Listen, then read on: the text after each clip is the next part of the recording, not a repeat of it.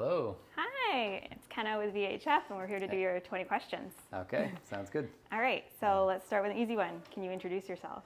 My name's Greg Hosier. Awesome. And did you always know you wanted to be in the medical field? No, my older sister and myself were the first of my family to go to university. So growing up, we didn't really have much exposure to that. But then when I started sort of studying in high school and university, started to become interested in biology and medicine. So then when you were a child, what did you want to be? For a period, I wanted to be a singing garbage man, apparently. So what drew you to urology? Urology, so I hadn't heard of it when I started medicine, but really the people, when you work with them, they're sort of very gregarious and fun-loving, and the patients are great. They generally do well. Nice. And then I hear you specialize in endourology. Can you tell us what that is? Yeah, so it just means minimally invasive surgery. Often involves treating kidney stones, but also sort of laparoscopic or robotic surgery as well. And through the It's Time for Surgical Innovation campaign, we're seeing best-in-class surgical procedures come to the island, including ones for urology and endourology. Can you tell us about some of these procedures? Yeah, it's been really exciting. So when I started, some of the key equipment for something called holmium laser enucleation of the prostate are things like a laser and a morcellator. Initially, the laser was a little bit older that we were using, but through the campaign, we were able to get kind of a brand new laser, which speeds up the procedure and has a little less bleeding, which is helpful. And then the morcellator has been super useful. Obviously, the robot's been, game-changing, really sort of bringing best of care surgical procedures here. Do you use the donor-funded Da Vinci surgical robot at the Royal Jubilee Hospital? I do, yeah. So I do mainly like upper tract sort of kidney procedures for kidney cancer, something called a partial nephrectomy or pyeloplasty if there's a blockage that needs to be sort of re-sewn together. But yeah, it's been extremely useful. So what does it mean to you to see these advancements take place in our hospitals? It's great to see. I think we're a community hospital, meaning we don't have a specific training program here in university, but we're a big center. And I think at this point, with the robot, we're the 16th hospital in Canada to have one of them, and one of the first kind of outside of major university centers, which is great. So I think we're delivering kind of the best care possible, even though we're not necessarily in the biggest center. It's great. That's incredible. So do you have any good luck charms or routines you do before a procedure? Not really. So I generally, like before a surgery day, review all the cases, and I'll have a list that I kind of write little notes on or little pictures. So for example, just before you guys came, I was looking at what I'm doing tomorrow in the OR, a couple partial nephrectomies with the robot, and just sort of looking at where the mass is and the blood vessels, and just making sure I have a good sense of things before getting in there. Nice. So how do you mentally prepare for surgery?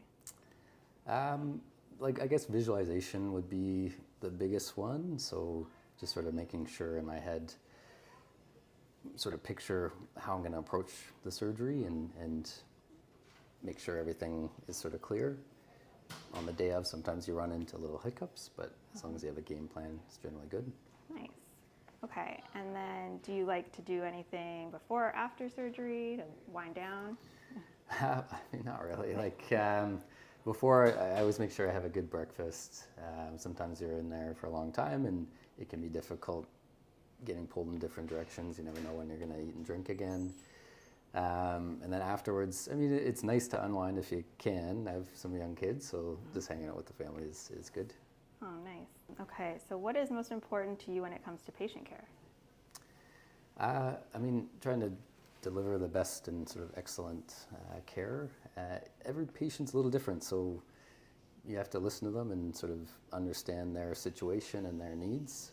And I would say it's not always what you think is the best, it's what they want to do, and you try to guide them through it.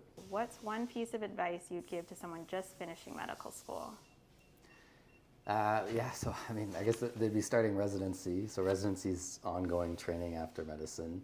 Residency's hard. It's a long path, but it's filled with lots of rewards, and just try to learn something new every day and try to hone your craft. So school and work have taken you all over the country. Do you have a favorite place you've lived?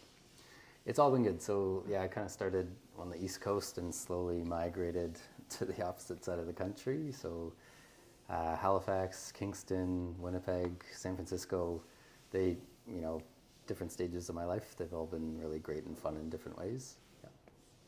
And how long have you been in Victoria now? Since August, so yeah, still not that long. Got through first winter here, which was very mild compared to Winnipeg. Yeah, it's been great so far. Nice. Do you consider yourself an Islander now? I don't know if I've earned that title yet, but I've changed my phone number to a number here, so I guess it's official. What is something you're hoping to experience on the island this year?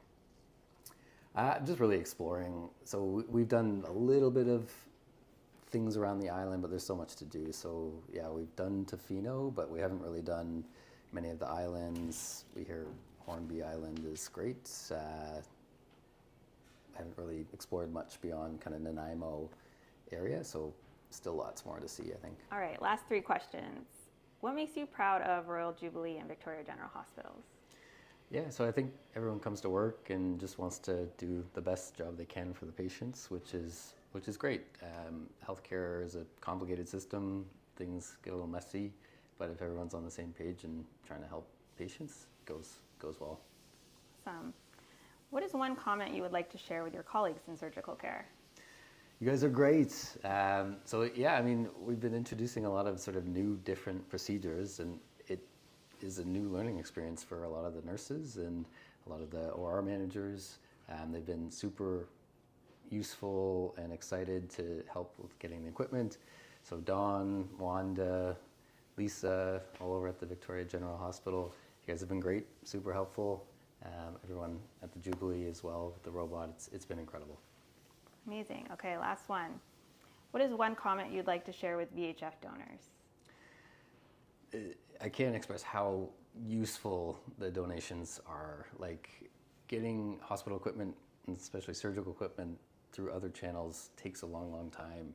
And the reality is, for a lot of this equipment to start up, hole up, and PCNL and robotics, it would have taken years going through kind of the usual channels.